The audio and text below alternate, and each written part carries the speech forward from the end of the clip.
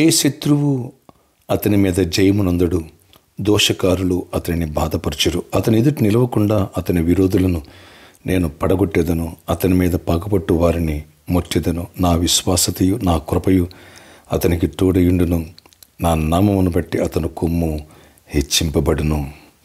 కీర్తనలు 89:22-24 వరకు. Praise Jesus. ఈరోజు జనవరి 11 సాటర్డే. Good morning.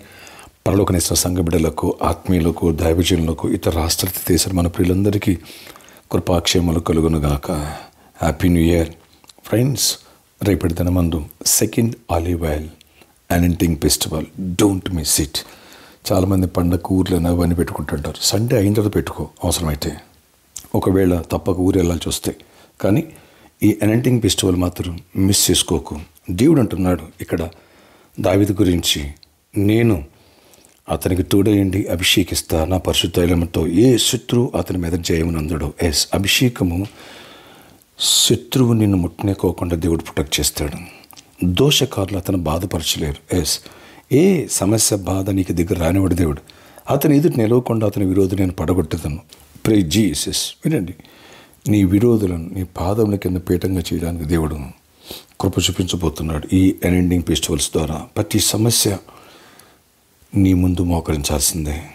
ఎస్, దేవునికి విశ్వాసతయు ఆయన కృప నీకు తోడై ఉంటుంది. కాబట్టి నిన్ను దేవుడు హెచ్చించి, నీ కొమ్మును హెచ్చించి, అంటే నీ నామాన్ని ఘనత తీసుకురాబోతున్నాడు, నిన్ను పైన పెట్టబోతున్నాడు ఈ అభిషేక పండుగల ద్వారా.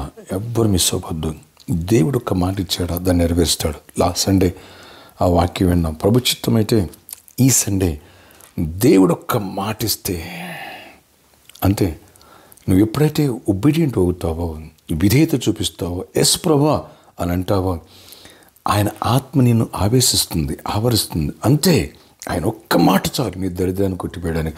ఆయన ఒక్క మాట చాలు నీ వ్యాధి నుంచి విడిపి స్వస్థపరచడానికి. ఆయన ఒక్క మాట చాలు నిన్ను పాపం నుంచి పైకి లేవనెత్తి గొప్ప విజయాన్ని. ఆయన ఒక్క మాట చాలు నిన్ను తరతరాలకి ఆశీర్వాదకరంగా మార్చడానికి. ఆయన ఒక్క మాట చాలు నిన్ను గొప్ప దైవజనుడిగా చేయడానికి. ఎస్, ఆయన మాట కోసం కనిపెడదాం, ఆయన దీవెనలు పొందుదాం. బలమైన శ్రేష్టమైన వాక్య సందేశాలు విందాం.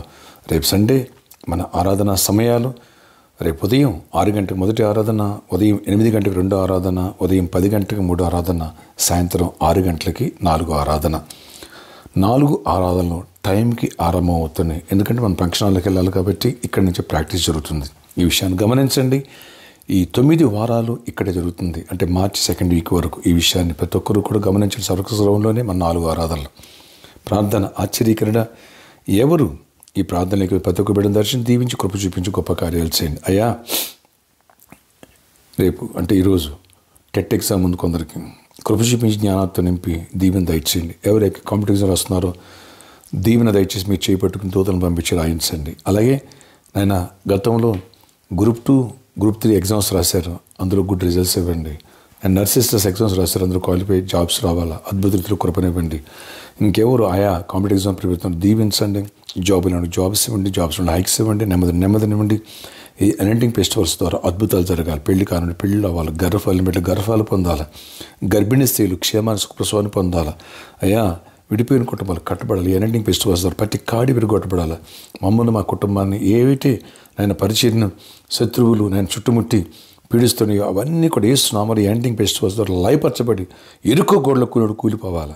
ఎవరు స్పెషల్ సీట్ ఇస్తున్నారో వాళ్ళందరూ బ్లెస్ దీవించి గొప్ప కార్యాలు చేసి దీవెనతో మహిమ చెందండి. జయమని ఇవ్వండి. ఈరోజు బర్త్డే, వెడ్డింగ్ యానివర్సరీ దీవించి దీర్ఘ ఆయుష్ కృప సమాధానం ఇచ్చి నడిపించుకొని జయమని ఇవ్వండి. యేసు నామములో ప్రార్థిస్తున్నాను తండ్రి, ఆమెన్. 3rd వర్షిప్లో 4th వర్షిప్లో వచ్చిన ప్రతి ఒక్కరికి ఉచిత భోజన వసతి కలదు.